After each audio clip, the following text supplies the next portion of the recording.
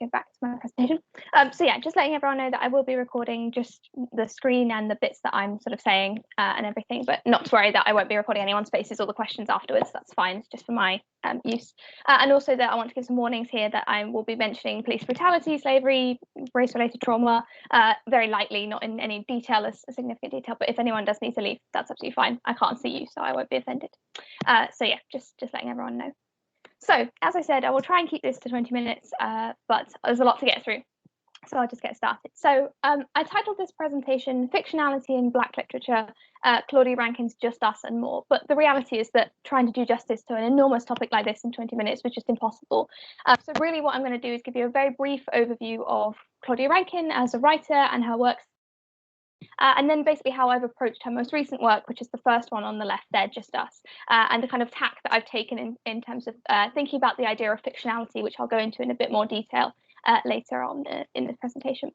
So I thought I'd start by giving a brief overview of the significant works in the reading that I've been doing. So the first one is, of course, Just Us, which I will go into in a bit more detail. Just Us is the final of three American lyrics, which are essentially books that Rankine has written, which are prose poems. So they are part essay, part sort of fiction writing, part autobiography, part sort of abstract free verse poetry. They're kind of a bit of everything, and I think that's one of the sort of amazing things about her work is the fluidity between the different genres, and the fact that she chose lyric I think is particularly significant, and there's lots of very interesting critical writing about the idea of the lyric and what that sort of means in a modern sort of sense, but that's not sort of the focus here. As I said, it's the final of three. The first one is called Don't Let Me Be Lonely. It's the first one that came out in 2004, if I remember rightly, and it's mainly a reflection on 9/11 and the race riots of the time, and sort of thinking some of the sort of the really sort of imaginative kind of writing that was coming out of thinking about trauma and tragedy as a result of that period in American history. It's not particularly relevant to the work that I have been doing since then, and it's the least sort of connected. That Just Us and Citizen are much more closely related. So yeah. So Citizen is the second one, which came out 2014. It won lots of prizes. It's critically very widely acclaimed. And it is sort of the most significant of her works, the most popular, most famous of her works, which thinks in detail about the Black Lives Matter movement and the sort of early stages of that movement as it was sort of coming into sort of significant mainstream fruition. And it's very visual. It's much less structured than Just Us. It's much more fluid. It's a very challenging read, and it's essentially a collection of recollections of either Rankine or her friends or family and other colleagues, thinking about individual experiences of racism. What does it look like? When does it start? How young was I when I first remembered these things? How am I experiencing them differently in my adult life, and so on? It's a kind of collection of individual instances which are sort of retold through a complex sort of combination of poetry and prose. The next one on the right, so the white card, is a play, which is one of the other things that Rankine does is she combines many different sort of genres. She has prose poetry writing, she has critical writing, and she's also a playwright most recently. So the white card was written as a result of a comment that was made while she was on the book tour for Citizen. While she was speaking about the book, she did a Q&A section afterwards, and a middle-aged white man, stood up in the audience and he said, "What can I do?" And Rankine was kind of slightly sort of thrown off guard by his question. She answered, if that's your question, then I think you're getting it wrong, basically. And he was very upset by this, and his reaction to her sort of sparked this play, which is a reflection on the relationship between black and white in very immediate terms. It's about a black artist who has a very wealthy white patron, if you like, who buys her art, and she has a very sort of difficult dinner party with the family, which takes place all in one day. The first half of the play is all in one day, and then exactly 12 months later we have the second day, which forms the second act of the play, which kind of looks at the consequences of their interaction together. And finally, on the far right, we have The Racial Imaginary, which is a collection of critical writings that Rankine didn't write all of them. She compiled them from a website that she created after she was given a MacArthur grant, or a Genius grant, as they're sometimes known. And she created an institute, the Racial Imaginary Institute, in which she helped bring together writers and artists to think about the ways in which the imaginary, as a critical space, is structured by race, which is something that there has been lots of sort of critical contention around whether the imaginary is in fact a racialized space, and of course it is. And one of the sort of big conclusions that Rankine and her co-writer Beth Frieda come to is the idea that the imaginary is an extension of the real. It is an extension of the world we already live in, and therefore is as racialized as the world we live in our everyday lives. Something that I think to many white writers was a very uncomfortable sort of recognition in terms of thinking about the racialization of our individual lives. So I would recommend everybody reads all of these books, but obviously I just wanted to sort of give you an idea of the way that Rankine writes. She's an incredibly sort of imaginative, but also very thoughtful, very autobiographical. She's very sincere in her writing, and I think that's a really significant quality to why I wanted to sort of think about her writing in particular when approaching this topic, given the many contemporary writers that I could have chosen. So I thought I would start by telling the story of, I'm just conscious of the time, I thought I would start by telling the story of how I came to writing about this dissertation. And the short answer is because Black Lives Matter, of course. I was already thinking about lots of this theory, particularly when it comes to the intersections between sort of misogynoir and queer theory, but Black Lives Matter and the way that it emerged in the mainstream over the summer of last year was really significant. We were all in lockdown. It was everywhere. It dominated the ways that we accessed other people around us in our very sort of isolated lives. And it became a really significant turning point in my relationship with my family and so on. And it really sort of got me thinking about, okay, what do I want to do with my dissertation? How can I make this piece of work do something beyond getting a good grade? Because that wasn't significant enough. It needed to be better. It needed to do more. And the urgency of that is absolutely carried through in Rankine's work. In the reprints of Citizen that have come out since 2014, every time it is reprinted, she extends the in memoriam list. Every time a Black person is killed in the US by police, their name gets added to the reprint list in the book. It's a really significant sort of living product of her sort of observations of this period in history. And I think it's very sort of raw in that sense. Particularly thinking about I Can't Breathe and the idea that we're living through a respiratory pandemic, lots of those ideas, the ways in which stories are told, the ways in which narratives are created and dispersed became a really sort of significant point in the work that I was already doing. So I started to ask some questions.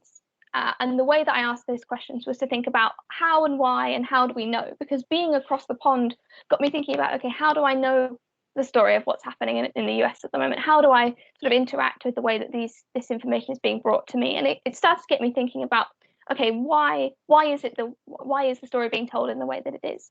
And one of the essential sort of components of this is the idea of evidence. So who shares, who tells, what is being hidden, and so on. And what it made me realize is that there is a fundamental lack of evidence in terms of, as I put there, documentation through any media.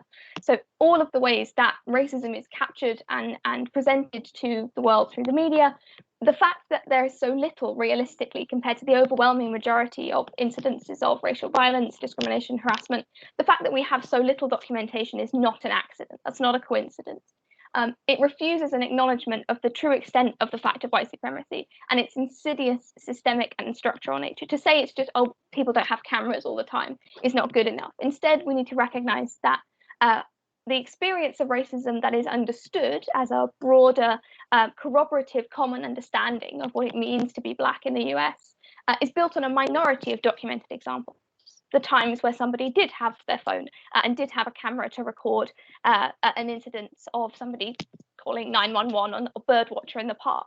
We know those things happen, and we have a small set of documented examples, and we project that beyond the small sort of collection of them that we have to corroborate a common understanding of what racism means and the experience of that is. And the idea of a common shared record of lived experience built on, as I put there, the understanding of the likelihood of mutual oppression is an essential part of the trajectory of Black American literature, which Rankine's Just Us, which came out in October of 2020 or September of 2020, is just the latest iteration of. It's just the next piece in the story. It's just the next account in the story, and it shares many of the same features with accounts and observations of this latest wave of the Black Lives Matter movement. So that was kind of where it got me where I started, and this is kind of where I moved to. I thought about, okay, well, where else has this happened? This isn't new. This isn't some kind of new phenomenon.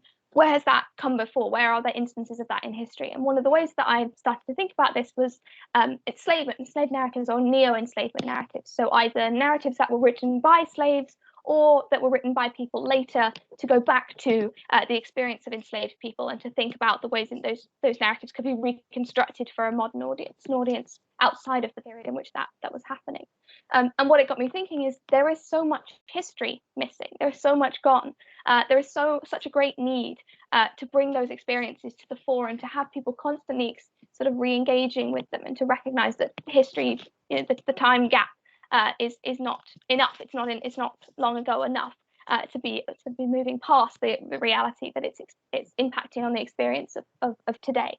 And so where those stories have sort of been recorded, written down, have existed, have been taken up by new writers to create new stories from, those ones that we have on record take on the emotional, traumatic, and psychosocial burden of those that have been lost. There is a need to fill the gaps of the narratives that have been lost, and in order to sort of offer a genuine sort of recognition of the experience that was being had at the time, and the impact that it's having on the experience of today.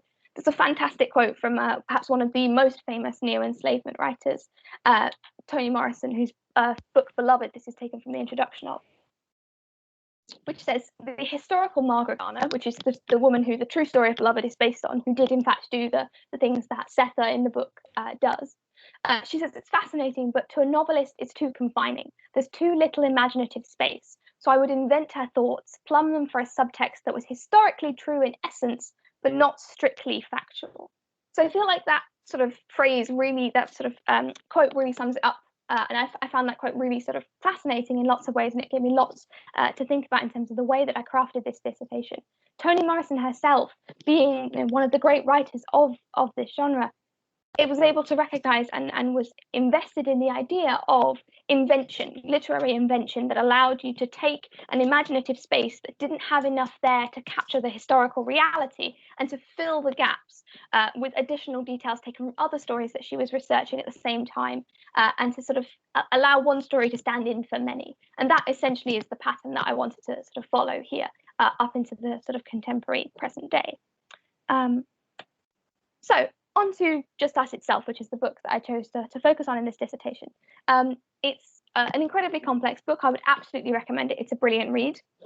It's very autobiographical, which is fascinating for lots of reasons, partly because Claudia Rankine has lived a fascinating life. She had breast cancer. She has gone through lots of sort of personal trouble. She's married to a white man, and she reflects on that often. She thinks a lot about her academic work and the ways that she has imbued her academic work with everyday experiences. One of the big things that she does is reflect on, in Just Us, she reflects on lots of ideas around individual experiences with the oppressor, with white men in her life, and really sort of reflects on the significance of those interactions that she would normally not necessarily avoid, but find difficult. And it's a real challenge. To get the sense of a sort of personal challenge has been set here to capture those experiences, despite the discomfort and possibly even danger that she might be putting herself in. And it's a really fascinating kind of dialogue with herself. And she calls it an American conversation, meaning a conversation, I think, that needs to be had, I think, in a sense, but also a conversation with herself and with others. And so much of the book is built of conversations and correspondence with friends and so on in writing. I'd also like to just draw attention to the title, Just Us. It turns out that Just Us is the punchline from a joke from the 1970s by a comedian called Richard Pryor, who was a very successful Black comedian in the 60s and 70s. And he has a joke, a very famous joke, where he says that if you go to any prison in America, you won't find justice, you'll find just us. And Claudia Rankine reflects often on sort of significant moments of pop culture and popular sort of phrases, sayings, jokes, in terms of sort of coordinating all of this kind of evidence, if you like, trying to look anywhere she can to find evidence of the things she's talking about. She cites tweets, she cites stand-up, she cites websites and PowerPoints that she's seen when she's been doing training exercises and all sorts of things. She brings together this incredible amount of reference material that is not conventional reference material, in order to create a paradigm from which the reader kind of has to do their own research to understand what she's talking about. It's a very challenging read, but absolutely a rewarding one, and I would really recommend it. So how did I approach the book? Now, there are lots of things I've already mentioned that are enough to start thinking about how you could start to approach her writing. But what I wanted to focus on was fictionality, which is a term that essentially means the fictional space, but not necessarily the entirely fictionalized. It's essentially a sort of limbo, if you like, between true story and true narrative and autobiography, and the embellished, the imaginative, the invented. And it sort of skirts that line very sort of daintily, very thinly.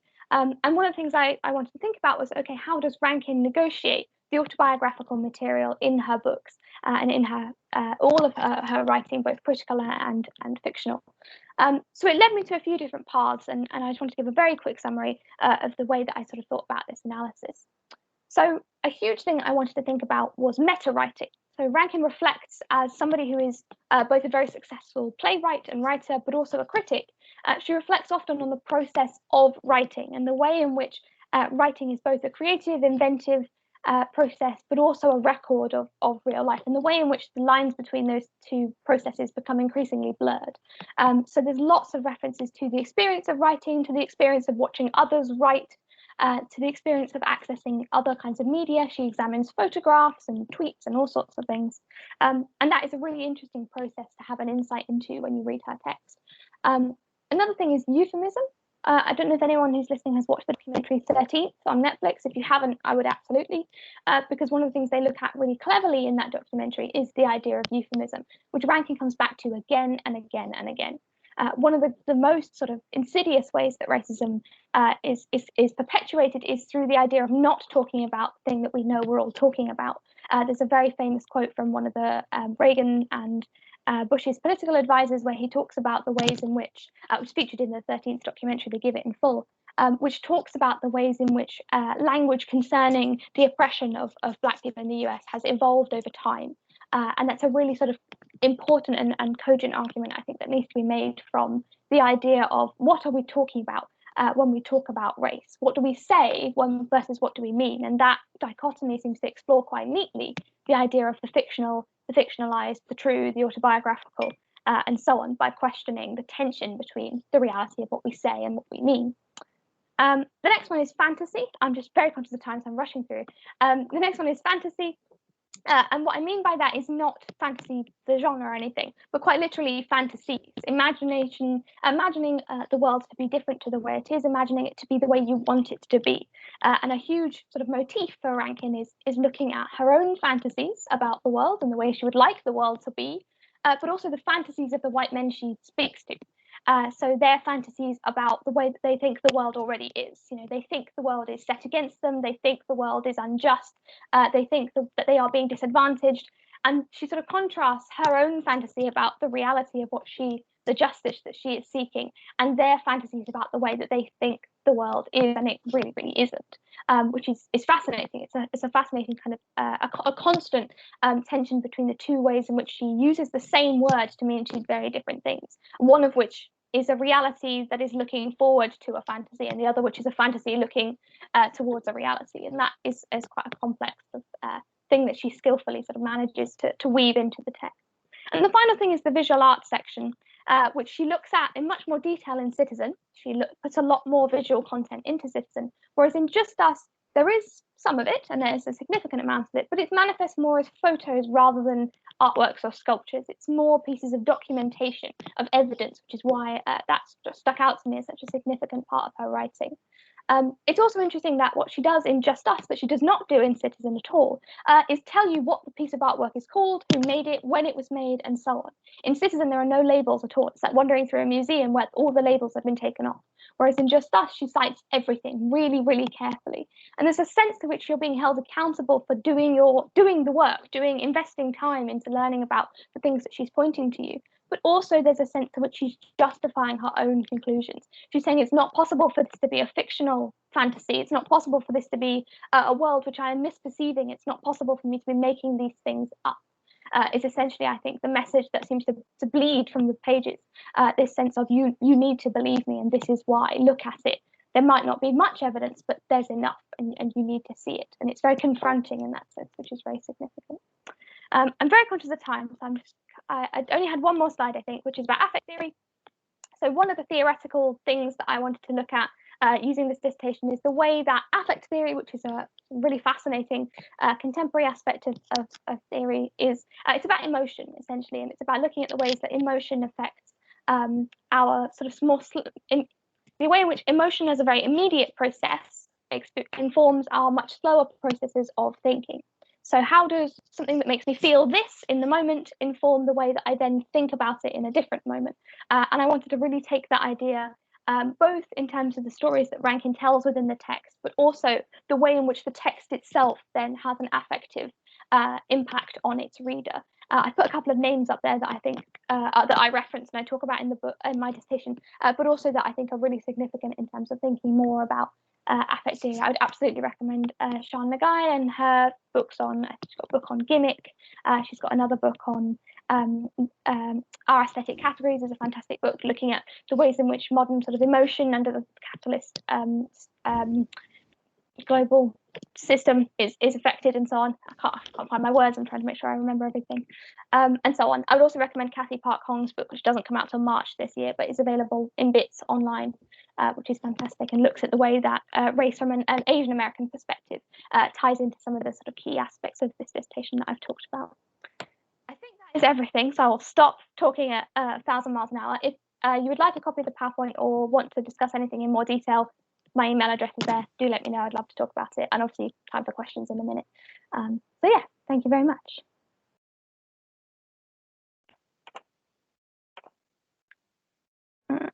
Fantastic. Okay, yeah, thanks very much, Molly. That was a really rich presentation. That was really fantastic. Thank you. A really good way to start off the discussion group. So thanks very much.